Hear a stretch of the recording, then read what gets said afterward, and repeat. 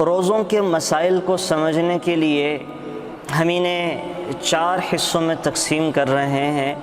اگر آپ یہ بات سمجھ لیں کہ 4 حصے وہ کیا ہیں تو انشاءاللہ روزوں کے مسائل بہت حد تک کور ہو جائیں گے۔ تو نمبر 1، روزے میں وہ کام ہوتے ہیں کہ جن کے کرنے سے روزہ مکروہ نہیں ہوتا، وہ کام جن کے کرنے سے روزہ مکروہ نہیں ہوتا۔ نمبر 2، وہ کام ہیں کہ جن کے کرنے سے روزہ مکروہ ہو جاتا ہے، اور روزے کے مکروہ ہونے کا مطلب یہ ہے کہ روزے کی برکتیں، روزے کے فوائد، روزے کے ثمرات، روزے پر اللہ تعالیٰ جو رحمت انسان کو عطا فرماتے ہیں، انسان ان چیزوں سے محروم کر دیا جاتا ہے۔ اسے روزے کا ثواب تو مل جائے گا، لیکن روزے کی برکتیں، ثمرات، نتائج ان چیزوں سے مکروہات کا ارتکاب کرنے کے بعد محروم کر دیا جاتا ہے۔ تو نمبر 2، وہ کام ہیں کہ جن کے کرنے سے روزہ مکروہ ہو جاتا ہے۔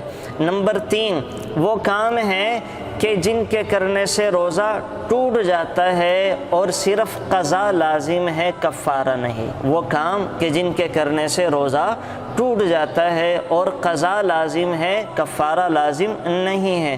اور نمبر 4، وہ کام ہیں کہ جن کے کرنے سے روزہ ٹوٹ جائے گا، قضا بھی لازم ہے اور کفارہ بھی لازم ہے۔ اور کفارہ کیا ہے؟ 60 دنوں کے لگاتار روزے رکھنا، اور اگر طاقت نہ ہو تو 60 مسکینوں کو 2 وقت کا کھانا کھلا دینا۔ تو یہ 4 چیزیں ہیں، اس کو اس طرح سے کیٹیگرائز کیا گیا ہے۔ تو اگر آپ یہ ذہن میں رکھیں اور اسی حوالے سے میں یہ مسائل ذکر کروں گا تو انشاءاللہ روزوں کے مسائل کا یاد رکھنا وہ آسان ہو جائے گا۔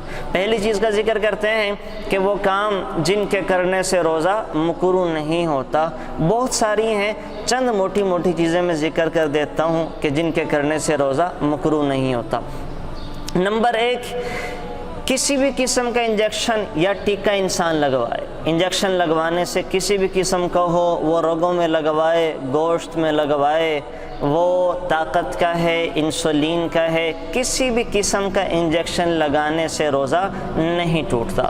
نمبر 2، کسی عذر کی وجہ سے رگ میں گلوکوز چڑھوانا۔ انسان کو کمزوری محسوس ہو رہی ہے اور وہ کمزوری کی حالت میں گلوکوز چڑھوانا چاہ رہا ہے، تو گلوکوز کے استعمال سے یعنی ڈرپ کے استعمال سے روزہ نہیں ٹوٹتا۔ نمبر 3، ضرورت کے وقت خون چڑھوانا۔ اللہ معاف فرمائے، روزہ رکھا ہوا تھا، ضرورت پیش آ گئی خون کی بوتل لگوانے کی، تو انسان اگر روزے کی حالت میں خون کی بوتل لگوا لے تو خون کی بوتل کے لگوانے سے بھی روزہ نہیں ٹوٹتا۔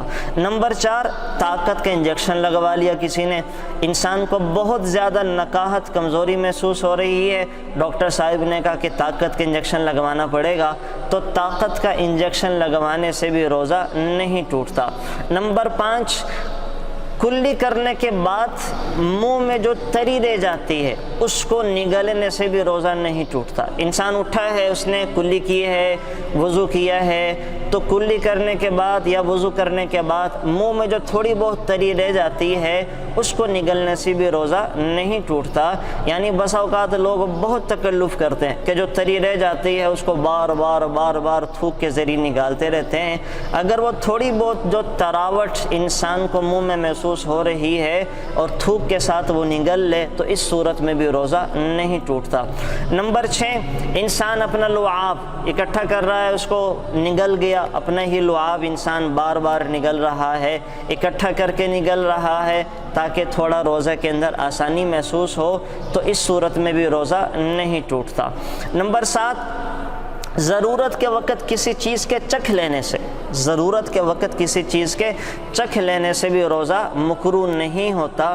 مثلا کسی عورت کا خاوند ہے، بد مزاج ہے، کھانے میں نمک مرچیں تیز ہو جائیں تو لڑتا جھگڑتا ہے، اب شریعت نے ایسی عورت کو، وہ افطاری تیار کر رہی ہے تو اجازت دی ہے کہ وہ چکھ لے، نمک مرچ کو، ذائقے کو چکھ لے اور زبان پر رکھ کر اس کو باہر تھوک دے، نمک جو چکھا تھا، مرچیں چکھی تھی، مسالہ چکا تھا تو زبان پہ رکھے اور رکھنے کے بعد باہر اس کو نکال دے تو ایسی صورت میں بھی روزہ مکروہ نہیں ہوتا۔ اسی طریقے سے نمبر 8، نکسیر پھوٹ جائے، کسی انسان کی ناک سے خون بہنا شروع ہو جائے تو نکسیر کے پھوٹنے سے بھی روزہ مکروہ نہیں ہوتا۔ نمبر 9، انسان کے چوٹ وغیرہ لگی اور جسم سے خون نکال آیا۔ اب جتنا بھی خون نکالا اللہ حفاظت فرمائے ہر ایک کی، جسم کے کسی حصے سے خون کے نکل آنے سے روزہ مکروہ نہیں ہوتا۔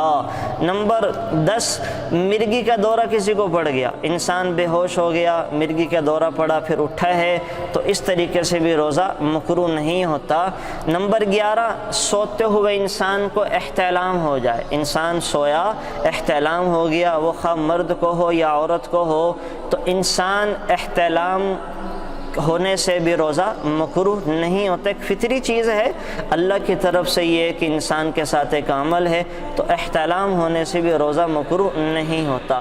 نمبر 11، کان میں پانی ڈالنے سے یا پانی بے اختیار چلا جائے تو روزہ انسان کا مکروہ نہیں ہوتا۔ کان کے بارے میں شاید میں نے پہلے بھی ذکر کیا، اگر کسی کے کان کا پردہ پھٹا ہوا ہے اور وہ دوا ڈال لے تو روزہ ٹوٹ جائے گا، لیکن اگر کسی کے کان کا پردہ نہیں پھٹا ہوا تو مفتی تقی عثمانی صاحب کا دارالعلوم کراچی والوں کا فتویٰ یہ ہے اور ان کی تحقیق ڈاکٹرز کی بنیاد پر یہ ہے کہ کان میں اگر پردہ نہیں پھٹا ہوا دوا کے ڈالنے سے روزہ مکروہ نہیں ہوتا، بالکل درست ہے۔ اسی طریقے سے خود بخود قے آ جائے، انسان نے روزہ رکھا اور الٹیاں آنا شروع ہو گئی ہیں تو الٹیوں کے آنے سے روزہ مکروہ نہیں ہوتا، ٹوٹنا تو بہت دور کی بات ہے، مکروہ بھی نہیں ہوتا۔ ہاں، قے کے لانے سے روزہ ٹوٹ جاتا، انسان زبردستی حلق میں انگلیاں ڈال رہا ہے اور پھر وہ خود قے کر دے تو قے کے لانے سے روزہ ٹوٹتا ہے، قے کے خود بخود آ جانے سے روزہ نہیں ٹوٹتا۔ اسی طریقے سے آنکھوں میں انسان دوا یا سرما لگا لے، آنکھوں میں دوا یا سرما لگانے سے روزہ مکروہ نہیں ہوتا۔ مسواک کے کرنے سے، خواہ وہ مسواک تر ہے یا خشک ہے، دن کے کسی حصے میں بھی کرے، مغرب کی نماز کی تیاری کر رہے، افطاری سے پہلے وضو کرتا ہوں اس وقت بھی کر لے تو مسواک کے کرنے سے روزہ مکروہ نہیں ہوتا۔ اسی طریقے سے سر یا بدن پر تیل لگانے سے بھی روزہ مکروہ نہیں ہوتا۔ خوشبو کی سونگنے سے، خوشبو لگا لینے سے، پھولوں کو سونگ لینے سے بھی روزہ مکروہ نہیں ہوتا۔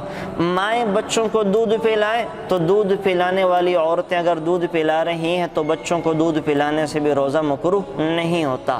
دانتوں سے خون نکل آتا ہے، دانتوں سے مسوڑوں سے خون نکل آتا ہے تو اب اگر وہ خون انسان کے تھوک سے کم ہے اور خون کا ذائقہ حلق میں محسوس نہیں ہوتا اور انسان وہ خون اندر لے جائے بے دہانی میں تو ایسے خون کے اندر چلے جانے سے بھی روزہ مکروہ نہیں ہوتا۔ تو یہ موٹی موٹی چیزیں جو ہے میں نے آپ کو ذکر کر دی ہیں کہ یہ وہ صورتیں ہیں کہ جن کے کرنے سے روزہ مکروہ نہیں ہوتا۔ Thanks for watching. Please subscribe, like, share Mufti Sufyan.